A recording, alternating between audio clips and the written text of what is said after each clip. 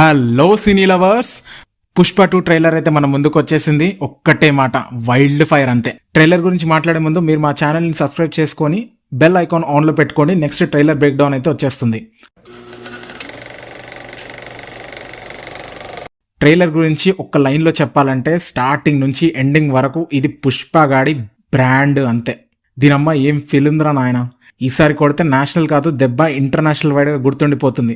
Allu Arjun complete dominance అయితే కనిపిస్తుంది.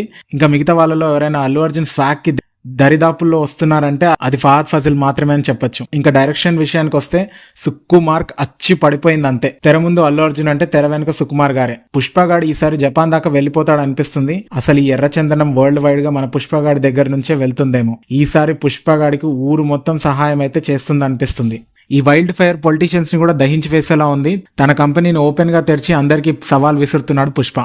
షికావత ఆడి బాబా అన్నట్టుంది. నువ్వు ఈగో అంటే నేను మదమున్న ఏనుగునరా, తొక్కి పడేస్తా నా దారికి అడ్డం వస్తే అన్నట్టు గర్జిస్తున్నాడు పుష్పగాడు. ఇంకా టెక్నికాలిటీస్కి వస్తే ఆ సెట్స్ ఒరిజినల్ లొకేషన్స్ లో షూట్ సుకుమార్ అంటే ఆ మాత్రం ఉంటది. ఈసారి డిఎస్పీ మ్యూజిక్ కూడా ఇంటర్నేషనల్ రేంజ్ కి వెళ్ళిపోతుందేమో.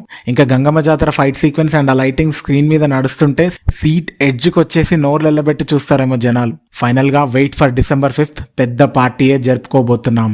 మా ఈ సినీయస్ట్ తెలుగు ఛానల్ని సబ్స్క్రైబ్ చేసుకోండి guys. Next Pushpa the rule trailer break డౌన్తో మీ ముందుకు వస్తాను.